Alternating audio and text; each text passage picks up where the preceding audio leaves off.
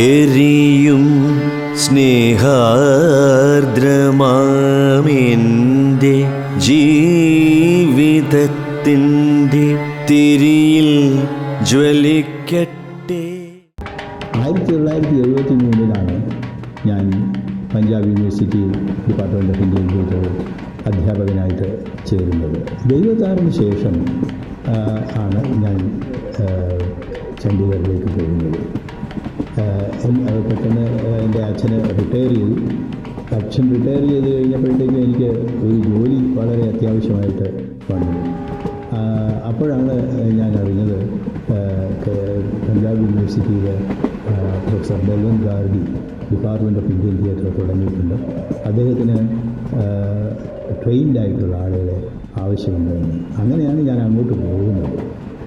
ഞാൻ പോകുന്നതിന് മുമ്പ് ജി ശങ്കരപ്പിള്ളയും സി എൻ ശ്രീകണ്ഠൻ നായരും ഒക്കെ എന്നോട് പറഞ്ഞു, കുമാരവർമ്മ ഇപ്പോൾ പോകണ്ട, ഒരു 2-3 കൊല്ലത്തിനകം ഇവിടെ സ്കൂൾ ഓഫ് ഡ്രാമ കാലിക്കറ്റ് യൂണിവേഴ്സിറ്റിയിൽ തുടങ്ങും, അപ്പോൾ അതിൽ പ്രവർത്തിക്കാമല്ലോ, ഇപ്പോൾ പോകുന്നത് നല്ലപോലെ ആലോചിച്ചിട്ട് മതി എന്ന് പറഞ്ഞു. എന്നിട്ട് എനിക്ക് തീരെ സാധിച്ചിരുന്നില്ല.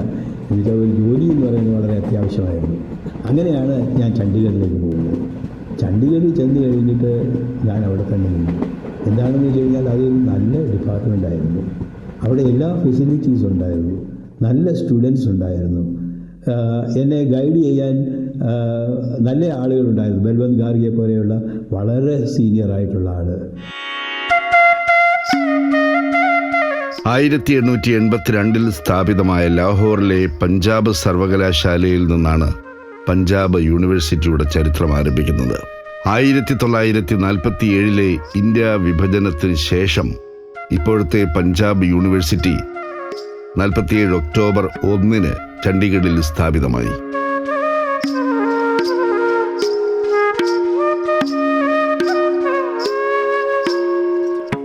ചണ്ഡീഗഡിലെ പഞ്ചാബ് യൂണിവേഴ്സിറ്റിയിൽ 1972 ആരംഭിച്ച ഇന്ത്യൻ തിയേറ്റർ ഡിപ്പാർട്ട്മെൻറ്റിൻ്റെ സ്ഥാപക ഡയറക്ടറാണ് ബൽവന്ത് ഗാർഗി. ഡിപ്പാർട്ട്മെൻറ്റിലെ ഓപ്പൺ എയർ തിയേറ്ററിന് അദ്ദേഹത്തിൻ്റെ പേരാണ് നൽകിയിരിക്കുന്നത്. നാടകകൃത്ത്, സംവിധായകൻ, നാടോടി കലാവിദഗ്ധൻ, നോവലിസ്റ്റ്, നാടക ചരിത്രകാരൻ എന്നീ നിലകളിൽ പ്രശസ്തനായിരുന്ന വിപുലമായ അറിവും കൃത്യമായ വീക്ഷണവുമുള്ള അധ്യാപകനായിരുന്നു ഗാർഗി. ഇന്ത്യയിലെ വൈവിധ്യമാർന്ന നാടോടി കലകളെക്കുറിച്ചും ഇദ്ദേഹം പഠന ഗവേഷണങ്ങൾ നടത്തിയിട്ടുണ്ട്. ഒപ്പം അവയെക്കുറിച്ച് ഗ്രന്ഥരചനയും നിർവഹിച്ചിട്ടുണ്ട്. തൻ്റെ ഏകാംഗങ്ങളിലും മുഴുനീള നാടകങ്ങളുടെ രചനയിലും അവതരണത്തിലും മികവ് കാട്ടിയ ബൽവന്ത് ഗാർഗിയുടെ സ്വപ്ന സാക്ഷാത്കാരമായിരുന്നു പഞ്ചാബ് യൂണിവേഴ്സിറ്റിയിലെ ഇന്ത്യൻ തിയേറ്റർ ഡിപ്പാർട്ട്മെൻറ്റ്. 1968 പഞ്ചാബ് യൂണിവേഴ്സിറ്റിയിൽ വിസിറ്റിംഗ് പ്രൊഫസറായി എത്തിയ ഗാർഗി 1972 മുതൽ 76 വരെ ഇന്ത്യൻ തിയേറ്റർ ഡിപ്പാർട്ട്മെൻറ്റിൻ്റെ മേധാവിയായി പ്രവർത്തിച്ചു. 1962 പ്രസിദ്ധപ്പെടുത്തിയ തിയേറ്റർ ഇൻ ഇന്ത്യ, 1966 പുറത്തിറങ്ങിയ the folk theatre of India എന്നീ പുസ്തകങ്ങൾ ഗാർഗിയുടെ ശ്രദ്ധേയമായ രചനകളാണ്.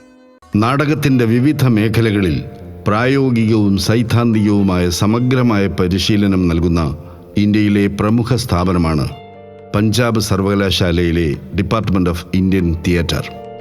സമാനതകളില്ലാത്ത പാഠശാല, പാരസ്പര്യത്തിൻ്റെ കലയായ നാടകം നൽകുന്ന ജൈവ അനുഭവമാണ് ഇവിടുത്തെ ഓരോ അണുവിലും നിറഞ്ഞു നിൽക്കുന്നത്. അനുപം ഖേർ, കിരൺ ഖേർ, റാണി ബൽബീർ കൗർ, ഗുരുചരൺ സിംഗ് ചന്നി തുടങ്ങിയവർ ഇവിടുത്തെ പൂർവ്വ വിദ്യാർത്ഥികളാണ്. 1972 മുതൽ 1982 വരെ 1 ഇയർ PG ഡിപ്ലോമ കോഴ്സായിരുന്നത് 1983 മുതൽ MA തിയേറ്റർ കോഴ്സായി ഉയർത്തപ്പെട്ടു.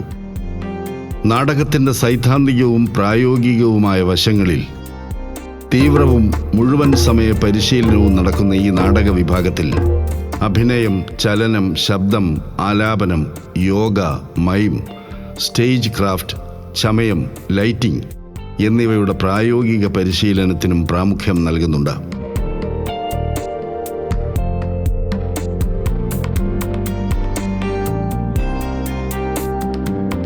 അതെ, നാടകവേദിയിൽ ഉടൽ ഒരു ഉപകരണമാകുന്നു.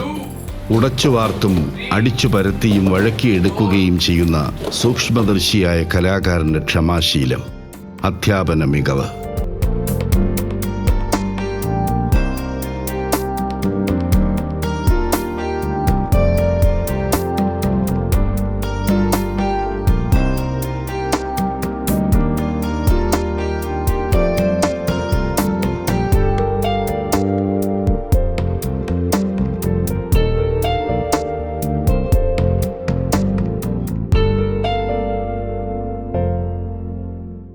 We were colleagues at the Department of Indian Theatre, Punjab University, Chandigarh. I feel I learnt a lot from him, especially about Sanskrit theatre. He has some really special insights into this great Shastra. I think the students had great respect and admiration for him, and he was fairly iconic in Chandigarh for all of us. His teaching methods, his commitment, his investment in the students' understanding of the subject that he was involved in was so vast and had a scale which certainly impacted the way they looked at text and the way they looked at dramatic theory and the way they looked at world theatre.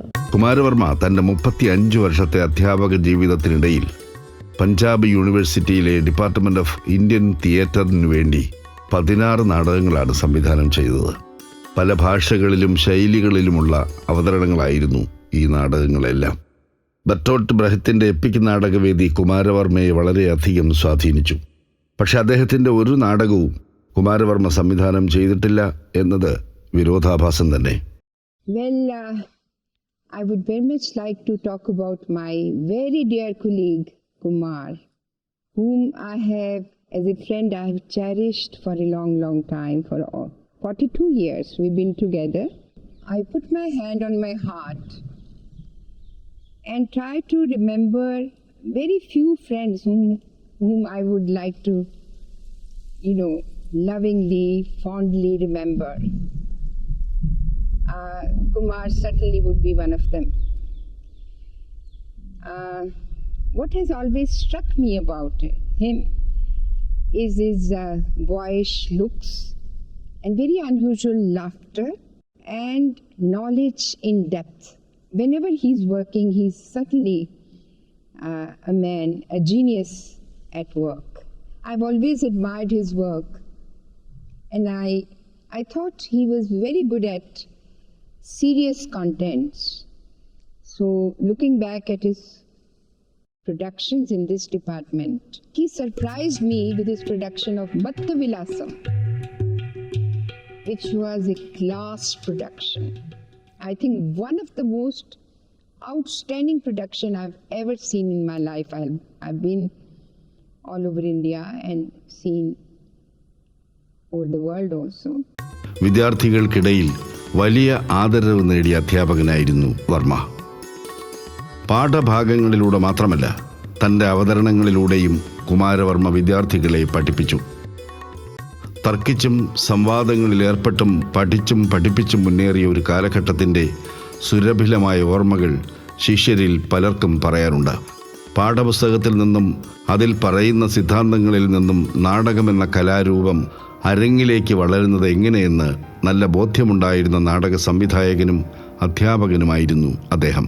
I remember at the National School of Drama when he came as a student of first year. At that time I was in the final year and about to graduate from the National School of Drama when he entered, and he wanted to direct plays. He just wanted to do one play after another. He had tremendous energy and tremendous interest and ambition as a director. So he did various productions, and he did 6 characters in Search of an Author by Pirandello. I think when 6 characters came onto the stage, the best thing in the production was that the actors were so sure of themselves.